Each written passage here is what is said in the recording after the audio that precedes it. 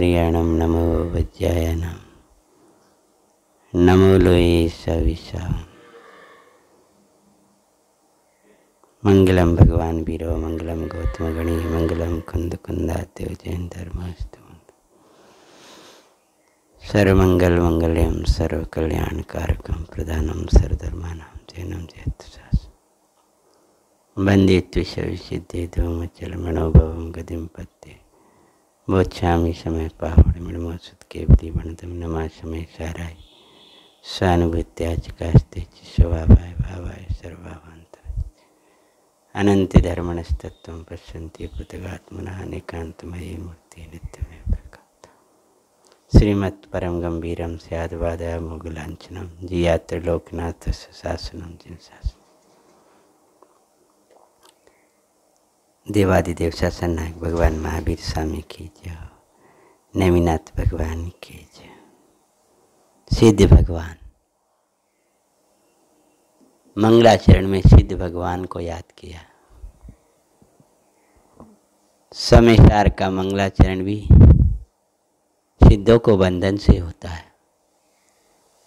तीर्थंकरों की साधना आराधना भी सिद्धों के बंधन से होती है।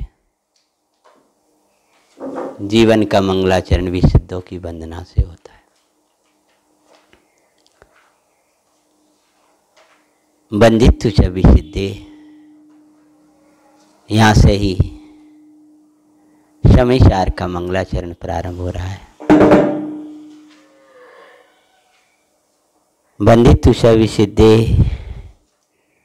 इसी से जीवन का मंगलाचरण प्रारंभ। सिद्धों की वंदना करने का ध्येय क्या है? सिद्धों को बंधन करने का कारण क्या है? ऐसा क्या कारण है कि इस अध्यात्म ग्रंथ में सर्वप्रथम सिद्धों को वंदना की? तो उसकी चर्चा भगवान कुंद कुंद आचार्य महाराज ने जो कही है, उसका अर्थ, उसका हृदय श्रीमद् भगवत कुंद अमृतचंद आचार्य महाराज बताते हैं। टीका जहाँ छोड़ी थी वहीं से प्रारंभ करते हैं, जिससे विषय आगे बढ़े। 1 2 3 लाइन छोड़कर चौथी लाइन के बाद कुंद कुंद आचार्य देव कहते हैं, श्री कुंद कुंद आचार्य देव कहते हैं। हमने पूछा, भगवान आपने बंदित्व सविसिद्धे क्यों कहा? बंदित्व सविसिद्धे कहने का आपका ध्येय क्या है? आपने सिद्धों की वंदना क्यों करी? आपने सिद्धों को साध्य क्यों बनाया? सिद्धों को आदर्श क्यों रखा? सिद्धों को ऊर्ध्व क्यों किया? श्री कुंद कुंद आचार्य देव कहते हैं, यानी हमने ये प्रश्न पूछा, प्रभु इस सिद्ध वंदना का कारण क्या है? तब भगवत कुंद कुंद आचार्य देव, वे सिद्ध भगवान, हे बस सुनो, जो सिद्धों की वंदना कर रहे हैं, सिद्धों को वंदन किया है, उसका कारण हम तुमको बताते हैं। तो क्या कारण है प्रभु? कि वे सिद्ध भगवान, तुम्हें क्या करना है? तुम क्या चाहते हो? प्रभु मैं पूर्ण सुखी और परमानंद की प्राप्ति करना चाहता हूँ। मैं परम तृप्तता चाहता हूँ। मैं सुख की चाहता हूँ। तो सुख चाहते हो ना? तो सुख की मूर्ति सिद्ध है, आनंद की मूर्ति सिद्ध है। प्रभु मैं संसार नहीं चाहता हूँ। प्रभु मैं उदय नहीं चाहता हूँ। प्रभु मैं ये राग नहीं चाहता हूँ। प्रभु मैं शरीर की दुविधा से बचना चाहता हूँ। तो सुन, जो तेरी समस्या है वो सिद्धों के पास कोई नहीं है, इसलिए तू सिद्धों को साध्य बना, सिद्धों को आदर्श बना। तब कुंद कुंद आचार्य महाराज के सामने जब शिष्य ने ये पूछा है, प्रभु सिद्धों की वंदना का कारण क्या है? कि वे सिद्ध भगवान, वे सिद्ध नहीं लिखा, भगवान लिखा है। भगवान का अर्थ है वैभववान, अनंत गुणों के स्वामी, एक एक शक्ति की महिमा, एक एक गुण की महिमा। पंडित जी ने लिखा है, संतलाल जी ने, कि जिस प्रकार से पंगु व्यक्ति सुमेरु पर चढ़ जाए, अंधा व्यक्ति दौड़ी लगाए, पंगु सुमेरु चढ़े, जैसे ये सब नए विभाग के बिना वस्तु स्वरूप को समझना कठिन है, ऐसे अनेक उदाहरण दिए। उसी प्रकार से उन सिद्धों के गुणों का वर्णन करना हम नहीं कर सकते। इतने गुण, इतना वैभव है उनके पास में, ऐसा अनंत वैभव है, अनंत गुण है। तो वैभव मतलब भगवान, भगकार तोता वैभव वान, विसिद्ध भगवान। विसिद्ध नहीं लिखा, विसिद्ध वैभवशाली दिखना चाहिए। विसिद्ध परमात्मा जिनके पास वैभवशाली, समझ में आया? काय का वैभव है? छायक दर्शन, छायक ज्ञान, ज्ञान दर्शन आनंद तृप्ति, बेसिद्ध भगवान। बेसिद्ध भगवान जैसे वैभव उनका दिख रहा है, वैसे ही तेरा आत्मा है भाई। यह दिखाने के लिए सिद्धों को याद करा रहे हैं। बेसिद्ध भगवान सिद्धत्व के कारण साध्य। बेसिद्ध भगवान क्यों साध्य? कि सिद्धत्व के कारण साध्य। कल कहा था आपसे, सिद्धालय में रहते हैं इसलिए साध्य हैं, तीर्थंकर वंदना करते हैं इसलिए साध्य हैं, ये कोई बात नहीं। अनंत परमात्मा को से भी बड़े कहें इसलिए साध्य हैं ना, सिद्धत्व के कारण। तुमको 4 सफेद पदार्थ थे, उसमें से एक जो सफेद पदार्थ था आपने अपने दूध में डालने के लिए उसको क्यों लिया? कि मिठासत्व के कारण, सफेदी के कारण नहीं लिया। सिद्ध भगवान को अमूर्तत्व के कारण साध्य नहीं बनाया, क्यों? अमूर्त बना तो दूसरों में भी है। मात्र शुद्धत्व के कारण साध्य नहीं बनाया, कि शुद्ध तो दूसरे द्रव्य भी है। शुद्ध दूसरे द्रव्य मतलब क्या? कि जीव और पुद्गल की विकारी पर्यायों को संसार अवस्था में कहा है। बाकी अलावा तो धर्म द्रव्य, अधर्म द्रव्य, आकाश द्रव्य, काल द्रव्य, तो वे द्रव्य भी शुद्ध, उनकी पर्याय भी शुद्ध। वहाँ कोई शुद्ध नहीं, सिद्ध का द्रव्य शुद्ध तो पर्याय शुद्ध। तो वहाँ क्या कारण है कि मात्र शुद्ध है इसलिए नहीं कहा, वे सिद्धत्व के कारण। तो सिद्धत्व क्या है? कि दूसरे द्रव्य जो दिखाई देते हैं इनमें आनंद नहीं है, इनमें ज्ञान नहीं है, ये भले दूसरे द्रव्य से मिलवा नहीं है। आकाश की भांति सिद्धों को कहा जाए, लेकिन मात्र आकाश की भांति नहीं है। आकाश अकृत्रिम है, सिद्ध भी अकृत्रिम है। आकाश अमूर्तिक है, सिद्ध भी अमूर्तिक है। आकाश भी को किसी ने बनाया नहीं है, सिद्धों को भी किसी दूसरे ने बनाया नहीं। लेकिन आकाश के पास आनंद नहीं है, सिद्धों के पास आनंद है। इसलिए हमारा आकाश द्रव्य देह नहीं है। संसारी जीव स्वयं दुखी हैं, वे हमारे देह कैसे हो सकते हैं? साधक जीव आत्मा की पूर्ण दशा को प्राप्त नहीं हुए, इसलिए उनको साध्य नहीं कहा। समझ में आया? किसी अपेक्षा से अनंत भगवान को भी अभी कुछ ना कुछ है, इसलिए साध्य सिद्ध कहें। सिद्धों का आत्मा कैसा है? कि सिद्धों जैसा है। यद्यपि आत्मा को अरहंत, आचार्य, उपाध्याय, साधु की संज्ञा भी दी है। वो इसलिए दी है कि साधक भाव और साध्य भाव से एक आत्मा ही उपासनीय है। यानी साधक भाव रूप भी आत्मा की अवस्था है। आत्मा के आश्रय से ही वो निर्मल परिणति 3 कसाय चौकड़ी के अभाव रूप प्रकट हुई है। वो आचार्य उपाध्याय रूप साधक दशा है, वो साधु दशा है। वो साधु दशा भी आत्मा की है।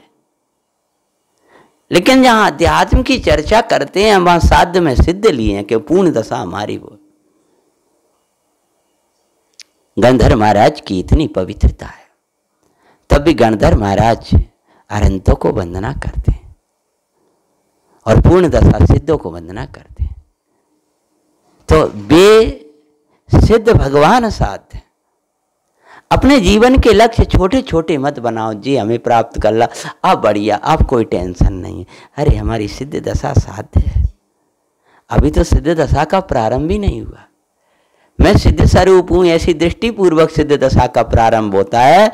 और वहां भी अटकना नहीं है, साध्य सम्यक्त नहीं है, साध्य पंचम गुणस्थान नहीं है, साध्य मात्र निर्गंथ दशा नहीं है, मात्र निर्गंथ दशा आएगी, साध्य सिद्धि दशा है, हरंत सिद्धि दशा है। हरण दशा भी पूर्ण शुद्ध हो गई, इसलिए उसको भी कहा है। वहां कोई अलग से वो तो फिर जो नसना है जितना वो अपने आप होगा, वहां कोई घबराने की बात नहीं। साध सिद्ध दशा है, मतलब वे आचार्य उपाध्याय साधु भी अपने को पर्याय में पूर्ण मानकर बैठ गए हों, ऐसा नहीं है। वे भी कहते हैं हम तो भगवंतों के सेवक हैं, प्रभु आपकी पाद पंकज की भक्ति बनी रहे। यानी हमारी साध सिद्ध दशा है, ये भावना बनी रहे, कहीं हम अटके ना। हमें क्या प्राप्त करना है, हमें वहां जाना है। छोटे छोटे गांवों पर नहीं अटका करते, स्टेशनों पर नहीं रोका करती है ट्रेन, जिसको लंबा वो करना है। ऐसी हमारी साध सिद्ध दशा है, अभी तो कुछ प्रारंभ ही नहीं हो पाई। अभी सिद्धों की भक्ति नहीं आई, जबकि वो तो बंद का कारण है। सिद्धों की भक्ति नहीं आई, सिद्ध अच्छे ही नहीं लगे, इसलिए आचार्य कहते हैं कि भगवान है वे, जैसे तुम ही सिद्ध लगे।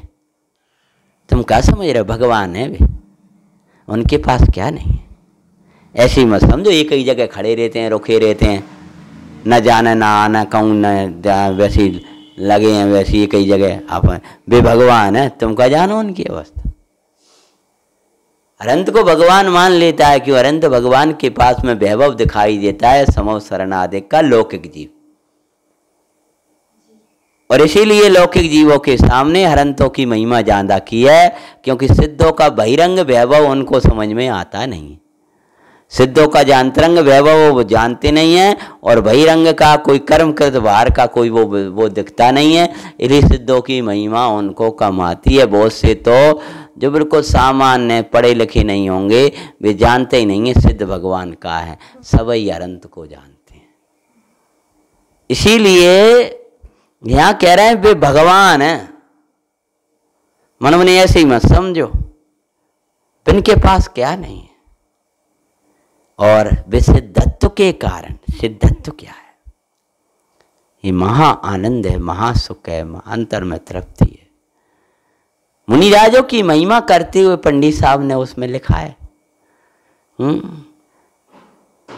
लीन तृप्त स्वयं तुष्ट स्वयं, लीन स्वयं मगन स्वयं, सिद्धो सजीवन आएगा आएगा, आनंद का दिन आएगा आएगा, आनंद का दिन आएगा आएगा,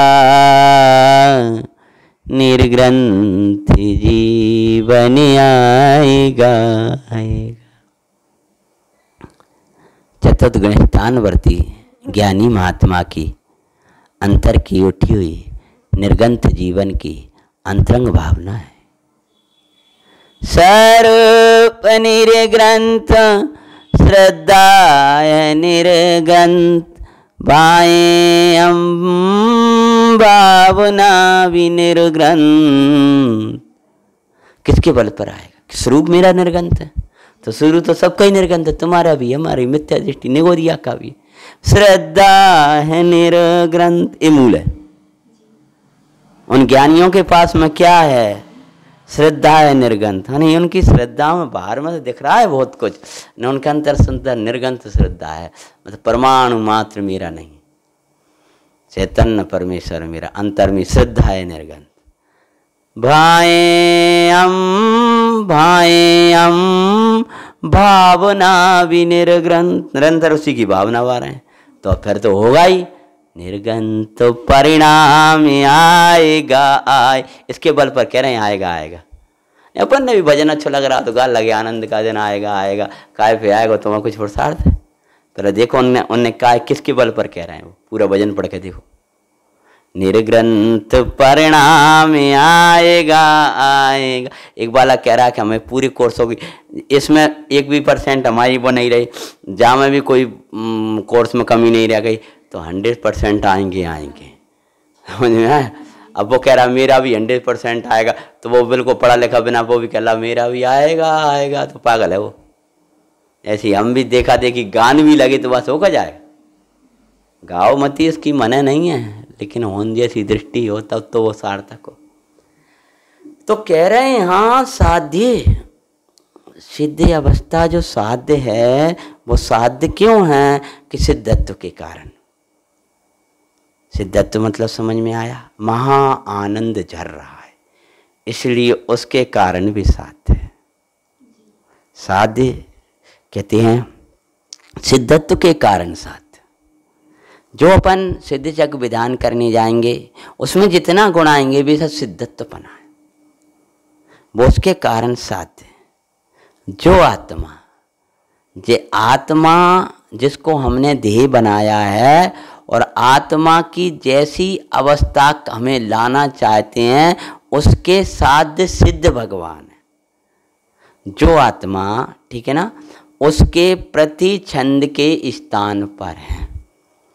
मानो आत्मा के प्रति छंद, आत्म के प्रति छंद सिद्ध प्रभु चरणन नमन सुकरता हूँ।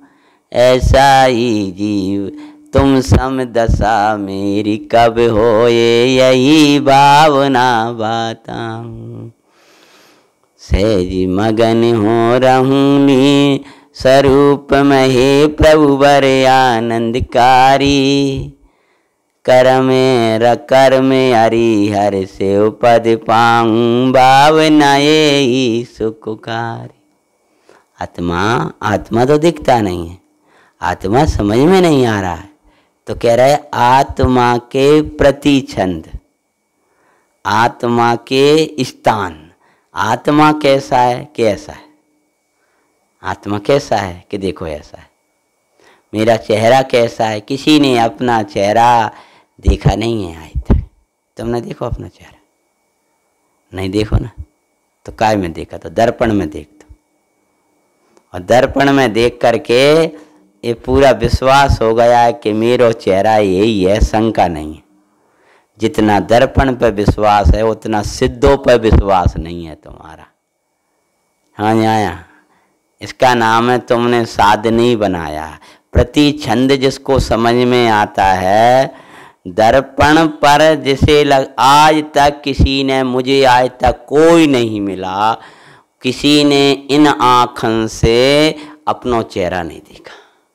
डायरेक्ट ऐसे देख लीजिए, जैसे हाथ देख रहा है ऐसे। ये हाथ देखने के लिए दर्पण की जरूरत नहीं पड़ती कभी। क्या देख रहा है दर्पण में, कैसा हाथ देख रहा है, कैसे हाथ हैं। अब जो चेहरा देखता, मैं मुख्य है, पूरे शरीर का अंग है चेहरा, और वो भी इन आँखों से नहीं देखा, तो ये पुद्गल का ही चेहरा शकल इसको बोलते हैं, तो ये आँखों से नहीं दिखती, चर्म चक्षुओं से, तो आत्मा की शकल इनसे का दिखाई देगी। वो दर्पण में देखता है और विश्वास कर लिया ये मैं हूँ, ऐसे जे मेरा ही प्रतिबिंब है। ऐसे ही ये विश्वास आना चाहिए कि इस सिद्ध दशा ही मेरा प्रतिबिंब है, यानी मैं कैसा हूं कि ऐसा हूं। ऐसे ही जब ये दिखाई देता है, यहाँ कोई काली माँ दिखती है तो दर्पण में दिखती, तो काली माँ दूर करता है, तो यहाँ कुछ दिखता है और वहाँ नहीं दिखता है, मिलान करता है। तो स्वरूप तो सिद्धो जैसा है, पहले स्वरूप को मिलाया तो स्वरूप का जैसे सिद्ध परमात्मा का, ऐसा ही मेरा, यानी मेरा आत्मा कैसा है तो देखा सिद्धो जैसा है। अब जो पर्याय में कुछ दिखता है वो गंदा है, तो जो सिद्धों में नहीं है वो आत्मा में नहीं है, और जो सिद्धों में है सिद्धों में नहीं है और यहाँ है, वो कोई विकार है, उसको मुझे दूर करना है। ये कैसे समझ में आया कि ये प्रतिबिंब देखा सिद्धों को देख करके ही समझ में आया कि ये जो शरीर है वो सिद्धों को नहीं और मुझे है, तो ये एक काली माँ है। ये जो कर्म है वो वहाँ नहीं और यहाँ है, तो ये कोई गंदगी है। ये जो राग है ये शुभ राग भी है, ये सिद्धों को नहीं है और यहाँ दिख रहा है उसमें, तो यहाँ गंदगी लगी है। तो ये मेरी पर्याय की गंदगी है। ये समझ में जब आता है जब सिद्ध प्रभु को देखता है। इसीलिए आत्मा के प्रति छंद हैं, प्रतिबिंब हैं, यानी आत्मा ऐसा है, आत्मा का स्वरूप ऐसा है। अब तुम्हें क्या क्या छांटना है, सिद्धों को देखे बिना समझ में आने वाला नहीं है। इसलिए हमारे साध्य सिद्ध हैं। जब आप सिद्धों को आदर्श बनाओगे तब संजलन संबंधी सूक्ष्म राग भी रह जाएगा, तो आपको गंदगी दिखाई देगा ना। ये तो दाग तो लगो चेहरा पर, अभी तो पहले पूरा करिया चेहरा था, कालो, एक पे मिट्टी लगी थी, एक और पोता लगो तो 3-3 पोता लगे थे। अब इतना सा रहेगा कि नहीं, जी भी सही थोड़ी है, जे भी दाग लगाए।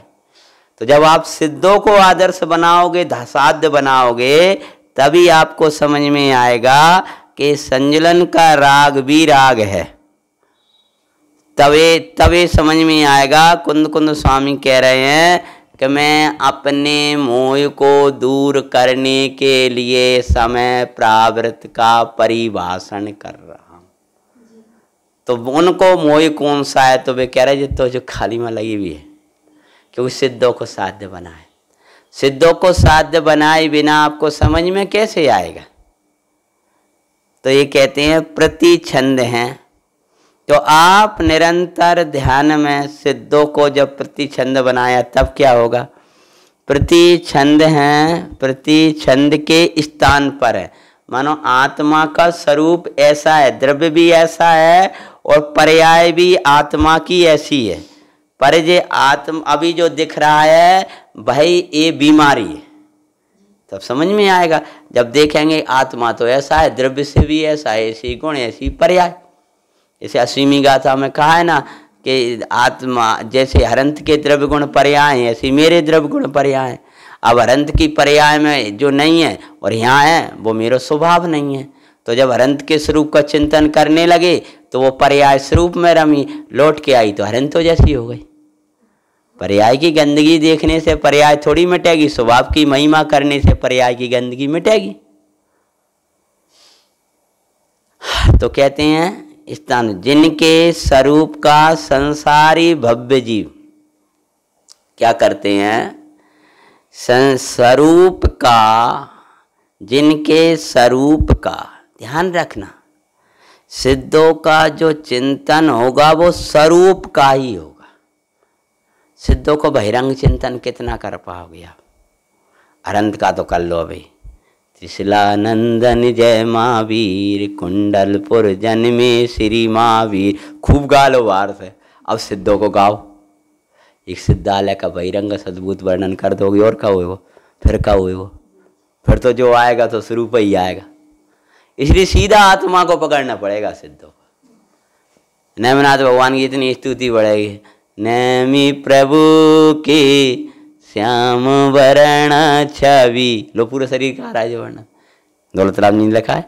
नैनन छाये रही 3 फीट बुझता ऊपर, अदर में राज रही का शब्द देख लियो, समझ में। तो वो पूरा जो वर्णन आ रहा है वो क्या आ रहा है।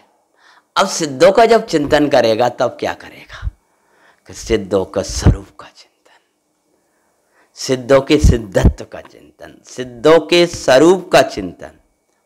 सच बोलते अबे तो आत्मा के स्वरूप का चिंतन करने जाते हो, सिद्धों के स्वरूप का भी 10 मिनट कभी चिंतन नहीं किया होगा। सिद्धों का स्वरूप क्या है बोलो, जिंदगी में कभी किया? ऐसे महाशय बैठे होंगे अभी तो कि जिनने कभी जिंदगी में 10 मिनट भी सिद्ध क्या होते हैं वो स्वरूप का चिंतन नहीं किया होगा। सिद्धों के, मात्र सिद्धों को उनके स्वरूप का चिंतन क्यों नहीं किया? कि संसारियों में जिनके मोक्ष जाने का समय आ गया है, उनको ही सिद्धों के स्वरूप को चिंतने का भाव आता है, उनका ही सिद्धों के स्वरूप के चिंतन में उपयोग लगता है।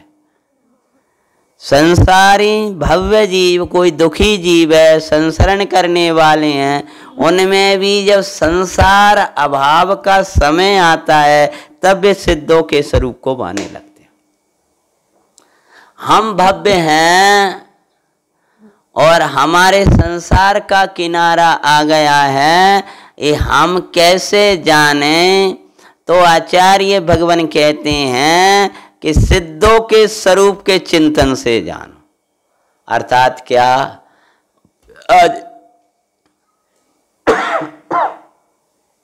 आज ही विचार करना, सिद्धों के स्वरूप का चिंतन में आपका उपयोग लगता है तो आप भव्य जीव हो। जैसे पद्म नंदी आचार्य महाराज कहते हैं कि जिसने प्रीति चित्त से शुद्धात्मा की वार्ता भी सुनी है वह भव्य है और भविष्य में निर्वाण की प्राप्ति करता है। तो जिस सिद्धों ही सिद्धों का चिंतन करता है, जिसको कुछ याद ही नहीं आता है, जिसको सिद्धों ही सिद्धों का चिंतन होगा, उसको शरीर का चिंतन नहीं होगा। मेरा शरीर काम ही नहीं दे रहा, बहुत कमजोर होगा, बैठता ही नहीं बने, अब तो कछु बस की नहीं रही, ना जाने कब छूट जाए पता नहीं चल रहा।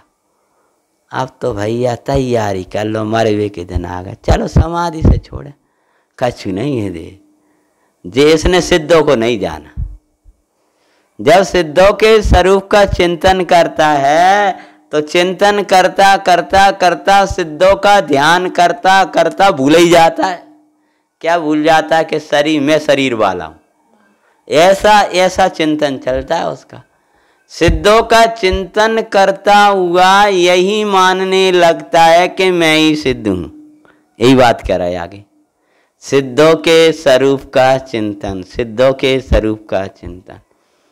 अरे ध्यानाविष्ट की तरह ही कर लो, वैसे का चिंतन करता करता करता करता खुद ही को वैसा वाद बैठा, उससे कैसे निकलूंगा? ऐसा तो मैं तो अशरीर ही हूं, मैं कितने जाऊं? समय सार में समय सार को बालो बाई, मंगल अवसर आया है, सिद्धों की करो बंदन बाई, मंगल अवसर आया है। गुरुदेव को मिला समय सारे, बस 100 बरस हुए अरे बाई, धुनी लगा लो समय सार की, बरस सुमंगल आया है, समय सार को और मैं दयालो। उनने जो पहली गाथा का अवलोकन किया था और बोल दिया था ये तो अशरीरी होने का शास्त्र है। हाँ, ये जब पहली गाथा ही ऐसा है, थोड़ा देखा और ऐसा किया, आज सेठ ये निधि कहाँ से मिल गई? ये तो अशरीरी होने का शास्त्र है, ये तो सिद्धों की शास्त्र है। ऐसी बात तो उन्हें कहूँ नहीं सुनी। ये तो सितंबर के पैंत इतना पढ़ लिया है, सब कुछ कर लिया, उसमें तो ये बात मिली नहीं। भगवान आत्मा का अस्वरूप है। कहते हैं उनके आत्मा उस जिनके स्वरूप का, क्या कहते हैं, जिनके स्वरूप का, अब स्वरूप का मतलब जो 1008 आदि गुण दिए, उनके स्वरूप का शिक्षक विधान तो सरल पड़ जाता है। कैसे सरल पड़ जाएगा? ये यार के फिरे यार के फिरे यार के फिरे यार, ऐसा करता रहे। ये ऐसा शिक्षक विधान करके ध्यान ही ध्यान में होता रहे, ऐसा करना विधान। हाँ, कर सिद्ध का विधान आनंदकारी। बेसिद्ध विधान श्रीपाल जी कैसे कर रहे? दरब तो छू नहीं रहे होंगे, सोचो तो सही। कभी एक विचार ना चलती है कि बेदरब छू नहीं रहे। पूरे 700 वीर बैठे हैं वहाँ, कौन दरब की व्यवस्था जंगल में कर रहा है, कैसे क्या हुआ होगा? तो वो सिद्ध विधान कैसा हुआ होगा एक बार सोचो तो सही। अपन तो वही समझते कि द्रव ले आए होंगे। अब यंत्र वहां से कौन ने किया, जिनेंद्र बिंब लाया कौन? तो इसीलिए वो विधान कैसा कराया होगा मेना सुंदरी ने, वो सिद्धों का विधान ऐसा कराया कि सबको सिद्ध बना दिया। ये सिद्धों का चिंतन करो, सिद्धों का चिंतन करो, सिद्धों का चिंतन करो। तो स्वरूप का चिंतन यही विधान है सिद्धों का। तो उनके स्वरूप का चिंतन, उनके स्वरूप, उनका जो स्वरूप है, सिद्धों का जो स्वरूप है उसका चिंतन। जैसे शरीर से विरक्ति के लिए शरीर के स्वरूप का चिंतन किया जाता है, भोगों के स्वरूप का चिंतन किया जाता है, संसार के स्वरूप का चिंतन किया जाता है, तो विरक्तता आती है। सिद्धों के स्वरूप का चिंतन करोगे तो सिद्धों से अनुराग बढ़ेगा आपको, सिद्ध ही सिद्ध याद आएंगे, सिद्ध ही सिद्ध याद आएंगे। अपने यहाँ नेमिनाथ भगवान विराजमान है तो अपने भी नहीं उनके दर्शन होते हैं, उनकी महिमा आती है तो अपने नेमिनाथ की जय बोलते हैं, नेमिनाथ को स्मरण करते हैं। क्यों? वो 24 घंटा अपने रहते हैं, अपने उनके बिंब के अलावा अपने आप इतनी दूर और कहीं जा नहीं पाते, तो उनके चरणन में रहते हैं, तो वही वही बातें, समझे ना। तो ऐसे ही जब सिद्धों के स्वरूप का चिंतन करोगे तो सिद्ध ही सिद्ध दिखेंगे आपको। पूजा में सिद्ध, भक्ति में सिद्ध, हैं, स्वाध्याय में सिद्ध। सिद्ध भक्ति से ही समाधि प्रारंभ होती है, सिद्ध भक्ति से ही बड़े बड़े विधान शुरू होते हैं, सिद्ध भक्ति से ही ये जीवन शुरू हुआ, सिद्ध भक्ति से ही समय सार शुरू हुआ है। मनो ग्रंथादि राय समय सार के प्रारंभ सिद्ध भक्ति से शुरू हो रहा है। अपने जीवन का मंगलाचरण भी सिद्ध भक्ति से शुरू होगा, तो पहले उनके स्वरूप का चिंतन करो। अभी तू भगवान के स्वरूप का भी चिंतन नहीं कर पाता है सिद्धों के, तो अभी तो तू भव्य की कोटि में ही नहीं है, हैं? और जब उनके समान आगे कहेंगे, उनके स्वरूप का चिंतन और अपने स्वरूप का चिंतन, हैं? कैसे स्वरूप का चिंतन करेगा? उनके स्वरूप का चिंतन करके उनके समान अपने स्वरूप को ध्या कर। सीधा बताना था, नागिटी के बढ़ाना है।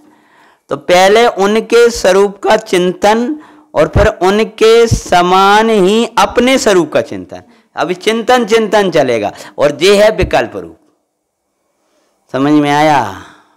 ये जो सिद्धों के स्वरूप का चिंतन, और ये वे कर्म रहित हैं, और ये भगवान भी कर्म रहित है, और वे राग रहित, या भगवान आत्मा भी द्रव्य कर्म, सिद्ध भगवान द्रव्य कर्म भाव कर्म नौ कर्म रहित हैं, और मेरा आत्मा भी द्रव्य कर्म भाव कर्म नौ कर्म रहित है। नहीं तो कल जयमाला पढ़ लेना पंडित साहब की पूजा के। पहले सिद्धों के स्वरूप का चिंतन, फिर अपना। सिद्धालय जो सिद्ध विराज, ये अपना स्वरूप चिंतन चलेगा।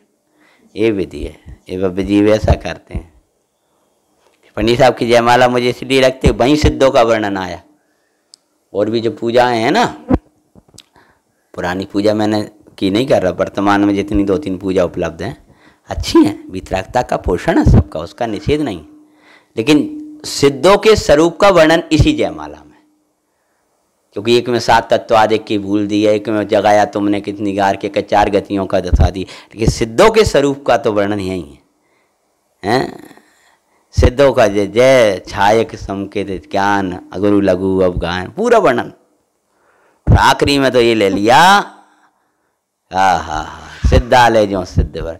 तो सिद्धों के स्वरूप का चिंतन करके करना, और सिद्धों के समान अपने स्वरूप का चिंतन करना। तो ये करना भाई, फिर अपने स्वरूप का चिंतन। चिंतन होता है विकल्प रूप, और चिंतन करते करते जब मेरा स्वरूप ऐसा है, सिद्धों जैसा है, तब फिर उसी स्वरूप में एकाग्र हो गया। एकाग्र हुआ तो उसी एकाग्रता में सम्यक्त होता है, उसी स्वरूप की एकाग्रता में ज्ञान होता है, उसी स्वरूप की एकाग्रता में चारित्र होता है, उसी सिद्ध स्वरूप की एकाग्रता में श्रेणी चढ़ता है, उसी सिद्ध स्वरूप की एकाग्रता में 8वां 9वां 10वां 12वां गुण स्थान आया, उसी स्वरूप की सिद्ध स्वरूप की एकाग्रता में अरहत दशा आई, और अंतिम में उसी सिद्ध स्वरूप की एकाग्रता में सिद्ध दशा आई। इसीलिए सिद्धों का ध्यान चिंतन और सिद्धों के समान अपने स्वरूप का चिंतन और अपने स्वरूप का चिंतन कर उससे भी आगे बढ़ा और सिद्धों के समान मैं हूँ ऐसा अपने को माना, ऐसा अपने को जाना, ऐसा अपने को मानकर जानकर एकाग्र। क्या कहते हैं? एकाग्रो भव्य जीव चिंतन करके उनके समान अपने स्वरूप को ध्या कर। क्या लिख रहे हैं? ध्या कर, चिंतन करके नहीं लिखा। देखो, सिद्धों के स्वरूप का चिंतन करना और अपने स्वरूप का ध्यान करना। ध्यान तो उनका भी करना, लेकिन उनके समान होने के लिए तो अपने स्वरूप का ध्यान चाहिए, क्योंकि उनके स्वरूप का चिंतन और उन्हीं का ध्यान वह मात्र सिद्ध बनने का साधन नहीं है, वो सिद्धत्व का परंपरा साधन कहो तो कहो, क्योंकि उससे स्वरूप के चिंतन को बल मिलता है इसी अपेक्षा से। लेकिन उसी चिंतन में यदि जीव अटक जाता है तो सिद्ध भगवान जैसा नहीं बन पाएगा। संकेत भी उनके समान अपने स्वरूप को ध्याकर होगा, ज्ञान भी उनके समान अपने स्वरूप को ध्याकर होगा, चारित्र भी उनके समान अपने स्वरूप को ध्याकर होगा, मुनि अवस्था भी उसी से आएगी, प्रतिमाएं भी उसी से आएंगी, ध्याकर होगा। ये पूरा जो चारित्र की पर्याय आएंगी वो सिद्धों के समान स्वरूप को ध्याकर आएंगी। भगवान आत्मा का सम्यक्त मई मात्र स्वरूप को ध्याकर संकेत नहीं आएगा। भगवान आत्मा का सिद्धों के समान पूर्ण स्वरूप का ध्याकर प्रतीति करके संकेत आता है। अकेला संकेत स्वरूप ही आत्मा को मान करके संकेत नहीं आएगा। संकेत स्वरूप तो है ही आत्मा, ज्ञान स्वरूप है, केवल ज्ञान स्वरूप है। ऐसे परिपूर्ण आत्मा की जब प्रतीति आती है तब संकेत होता है, वैसे ही आत्मा का जानपना होता है तब ज्ञान होता है। उसी आत्मा में को जानकर के सिद्धों के समान पूर्ण आत्मा परमेश्वर है, वैसा जानकर उसमें लीनता आती है तब चारित्र आता है। कठिन तो नहीं पड़ रहा, समझ में? ये कहना ये चाह रहे हैं सम्यक्त के समान आत्मा का स्वरूप है, ऐसा जानने से अकेला सम्यक्त के समान नहीं है आत्मा, समकेत स्वरूप नहीं है मात्र, कि समकेत तो आत्मा का एक गुण है, इसलिए सिद्धों का स्वरूप आत्मा को कहा। तो सिद्धों के समान अपने स्वरूप को ध्या कर, उनके समान अपने स्वरूप को ध्या कर न जाने किन किन के समान अपने को मान लेता है और किन किन के समान बनना चाहता है। तो आचार्य परमात्मा कहते हैं कि उनके समान अपने स्वरूप को ध्या कर उन्हीं के समान हो जाते हैं, इसलिए उनको वंदना की। सिद्धों की वंदना करने का ध्येय है कि सिद्धों के समान अपने स्वरूप को ध्या कर उन्हीं के समान हो जाते हैं और चारों गतियों से उन्हीं के समान हो जाते हैं। अब और चारों गतियों से विलक्षण पंचम गति मोक्ष को प्राप्त कर लेते हैं। सिद्धों की वंदना करने से, सिद्धों के समान अपने स्वरूप का ध्यान करने से चारों गति के दुख मिट जाते हैं और पंचम गति की प्राप्ति हो जाती है। पंचम गति की प्राप्ति के लिए पंचम भाव का मुमुक्षु स्मरण करते हैं, इसीलिए पंचम भाव ही पंचम गति का अहेतुक कारण है। पंचम भाव कहें कि सिद्धों के समान अपना स्वरूप कहें। पंचम गति में विराजित सिद्ध परमात्मा ये बताते हैं कि मैं भी पंचम भाव के ध्यान से सिद्ध हुआ हूँ, तू भी उसी पंचम भाव के ध्यान से सिद्धत्व की प्राप्ति करेगा। तो चार गति की विडंबना, जो जो अन्य चिंताएं होती हैं, चिंतन होते हैं, उनसे चार गतियां आती हैं। अभी पंचम गति सिद्धों की स्वरूप का चिंतन उनके समान अपने स्वरूप के ध्यान से आती है। कहते हैं पंचम गति मोक्ष को प्राप्त करते हैं। वह पंचम गति अब 3 विशेषण देते हैं पंचम गति की, ध्रुव, अचल और अनुपम। पंचम गति की सबसे बड़ी विशेषता, भय पंचम गति, कहते हैं स्वभाव से, देखो भय पंचम गति, 4 गति निमित्त होती, भय पंचम गति स्वभाव से उत्पन्न हुई है। दिख रहा है तुमको, मिला विषय? हाँ, मन लग रहा है? कह रहे हैं भय पंचम गति स्वभाव से उत्पन्न हुई है। ना भी लगे तो अन्य जगह लगे वो हटाने लायक, यहाँ ना लगे तो लगाने लायक है। ऐसा सूत्र पंडित जी का हमेशा याद रखो। अन्य जगह अपना उपयोग लगे तो वहाँ से हटाने लायक है, और यहाँ ना लगे तो भी लगाने लायक है। ये अपना कल्याण है, ऐसा जान करके। तो कहते हैं भय पंचम गति स्वभाव से उत्पन्न हुई। वाह, ये जो पंचम गति है, ये जो सिद्ध अवस्था है, ये जो परम आनंद है, ये इधर से भव है। अभी तक तो उधर की कह रहे थे, उधर से भी हैं ऐसा में। अब कह रहे जो उत्पन्न कहाँ से, खान क्या है, इसकी किस खान में से निकला है, ये सिद्ध पर्याय आई कहाँ से है? तो कह रहे हैं ये स्वभाव से आई है, ये मेरे भीतर से आई है। देखो क्या लिखते हैं, स्वभाव से उत्पन्न हुई। मूल संस्कृत में देखें तो स्वभाव भाव भूततया द्रव्यत्वम, स्वभाव भाव रूप होने से, स्वभाव स्वरूप होने से, जैसा मेरा स्वभाव है वैसा होने से द्रव्यत्व, स्वभाव से उत्पन्न हुई है, स्वभाव रूप है, स्वभाव की ही महिमा करती है, स्वभाव को ही दिखाती है, और स्वभाव का कभी अभाव नहीं होता। स्वभाव कहते ही ऐसे हैं जो कभी मिटे ना, विभाव कहते ही उसे हैं जो कभी टिके ना। तो स्वभाव से उत्पन्न हुई है, जो जिसमें से उत्पन्न होता है वह वैसा ही होता है। तो स्वभाव कैसा है कि स्वभाव सदा ध्रुव है, स्वभाव कभी मिटने वाला नहीं है। स्वभाव को मिटाने वाले मिट गए, स्वभाव नहीं मिटेगा। जानन जानन जानन जानन जानन मात्र मारा है भाव, जहाँ भी देखूं नहीं विरह पड़ा है मेरा आत्म स्वभाव। निगोद में भी स्वभाव सीख रहा है, ये मैं हूँ, ये मैं हूँ, ये मैं हूँ। मिश्री को कहीं भी डाल दो, किसी अवस्था में कर दो, मिश्री अपनी मिठासत्व को नहीं छोड़ती।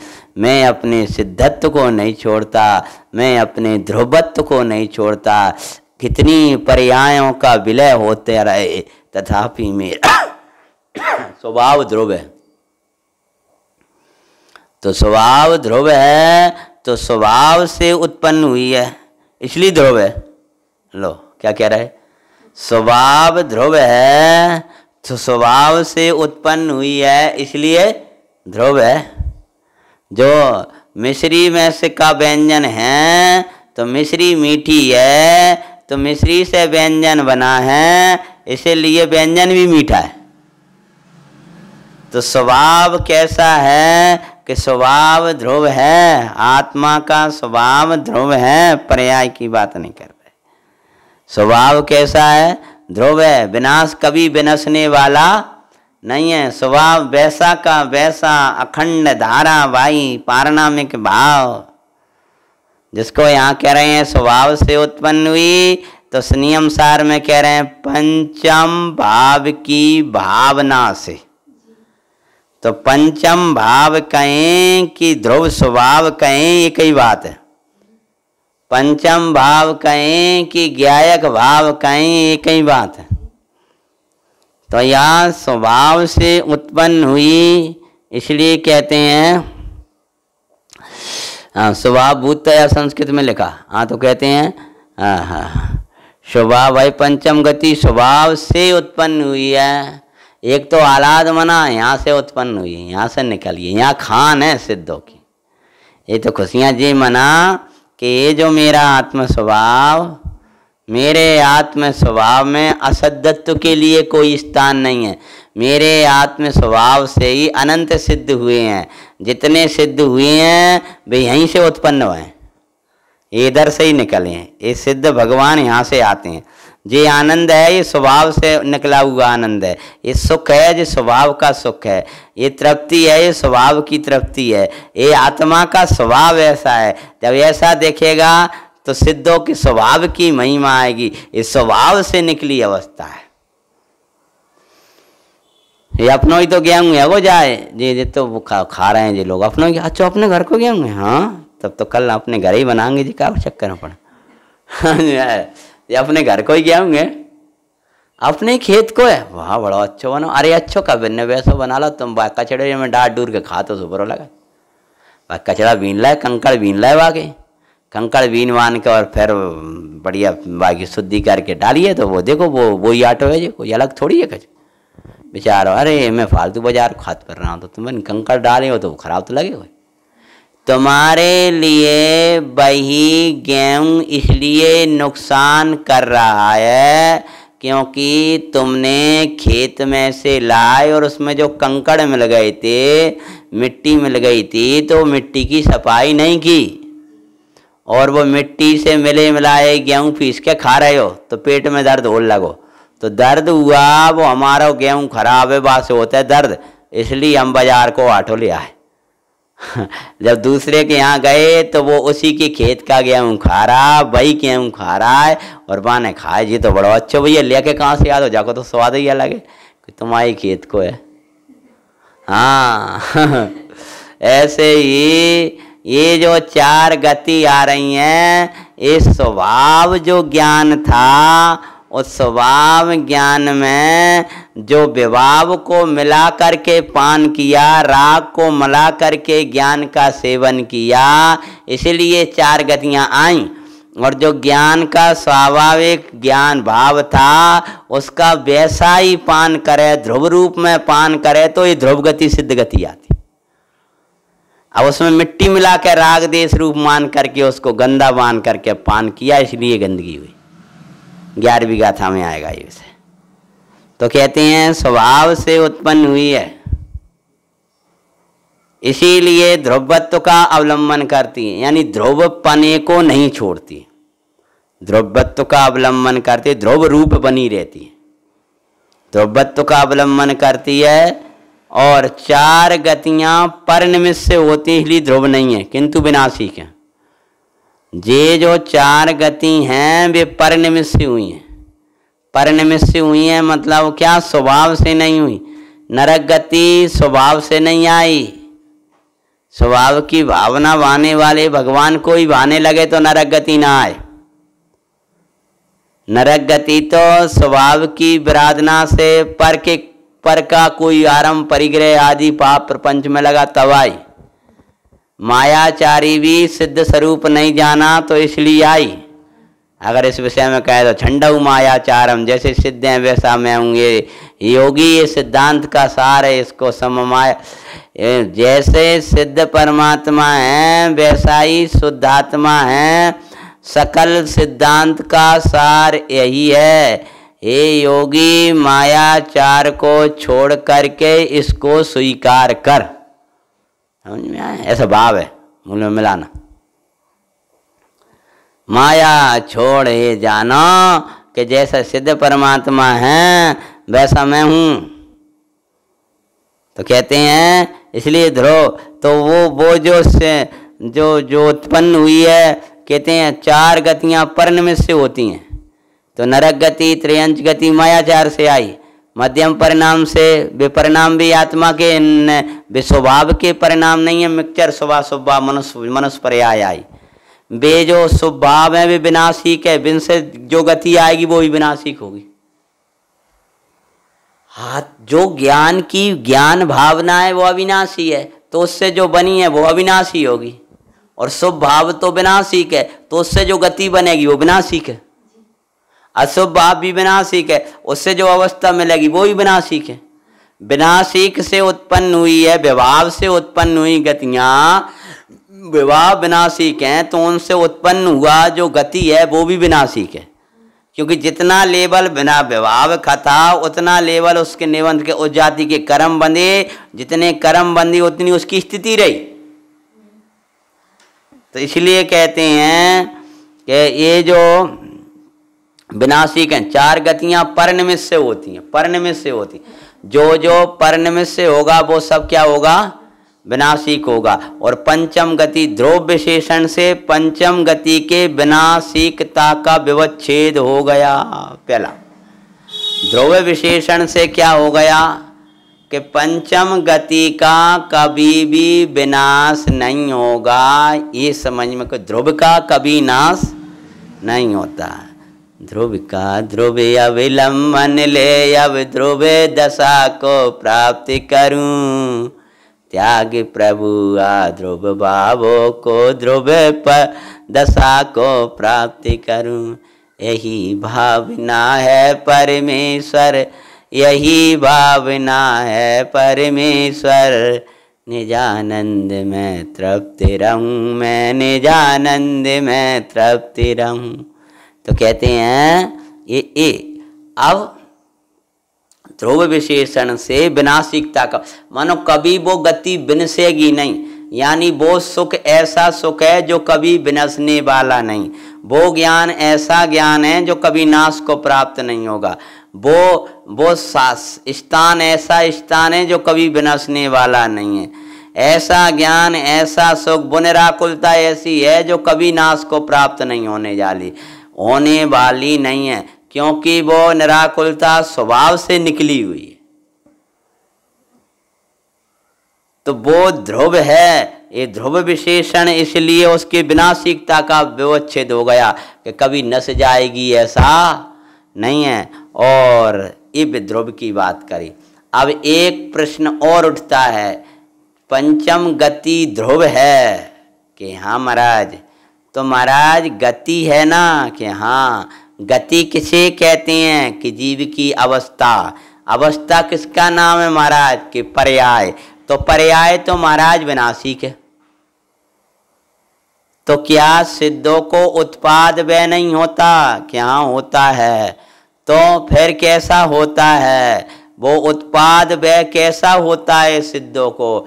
वो ध्रुव कह रहे हो तो उत्पाद व्यय है कि नहीं है? आप एक और कह रहे हो कि सिद्धों का द्रव्य भी ध्रुव है और सिद्धों की अवस्था भी ध्रुव है। गति मतलब अवस्था। तो उनके पर्याय जब वे द्रव्य भी, उन आत्मा का द्रव्य ध्रुव है, तो आत्मा से उत्पन्न हुई वो गति भी ध्रुव है।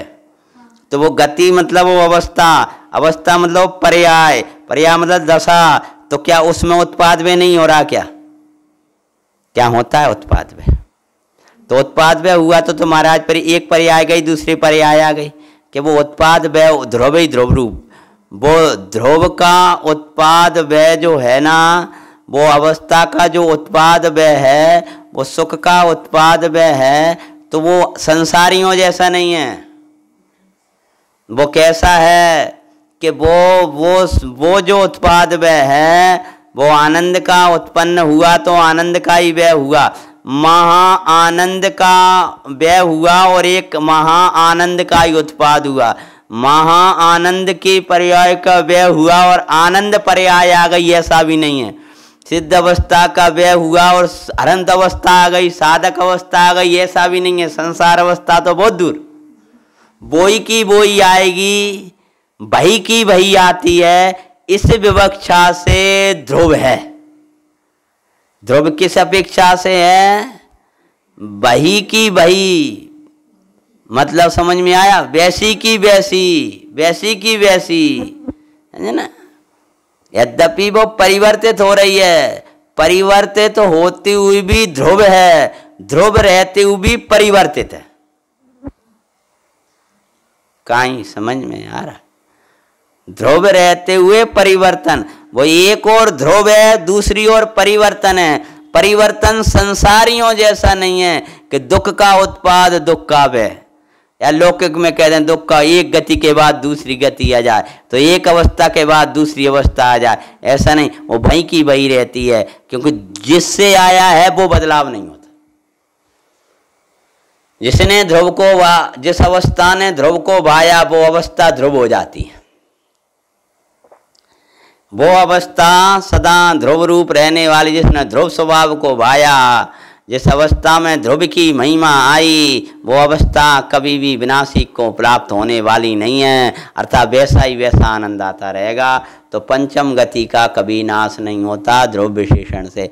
यानी सिद्धों का आनंद, सिद्धों का ज्ञान, सिद्धों की शांति, सिद्धों की तृप्तता कभी विनाश नहीं होगी। यह जानकर हे भव्य तू सिद्धत्व का पुरुषार्थ कर।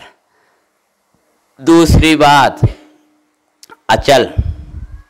तो अचल क्यों है? तो अचल की बताते हैं, विनाशिकता का व्यवच्छेद हो गया। फिर कहते हैं और भय गति अनादिकाल से, कब से? अनादिकाल से पर भावों के निमित्त से होने वाले पर में भ्रमण, उसकी विश्रांति के बस अचलता को प्राप्त है। क्या कह रहे हैं? घबराहट हो रही? हाँ, भय गति मतलब भय अवस्था अनादिकाल से, जब से सिद्ध पर्याय आई तब से। अनादिकाल का अर्थ क्या? जब से सिद्ध अवस्था प्रारंभ भई एक एक जीव की, तब से पर भावों के निमित्त से होने वाले पर में भ्रमण। तो जो पर में भ्रमण होता है वो क्यों होता है? वो पर में भ्रमण पर नहीं कराता है। यहाँ बैठे बैठे विकल्प आ रहा है मकान का, विकल्प आ रहा है लड़के का, वो लड़का नहीं करा रहा। पर में जो भ्रमण होता है वो प्रभाव के निमित्त से होता है। जब तक प्रभाव नहीं आएगा तब तक पर में भ्रमण नहीं होगा। प्रभाव ही, प्रभाव मतलब जो राग द्वेष मोहादि भाव हैं, मिथ्यात्वादि भाव हैं, वे भ्रमण के कारण हैं। बोलो सरल ग्रंथ में से चारों गति में भ्रमण की कहानी पूरी भई। पंडित जी जब लेते हैं तब कहते हैं ये भ्रमण की कहानी क्यों हुई कही।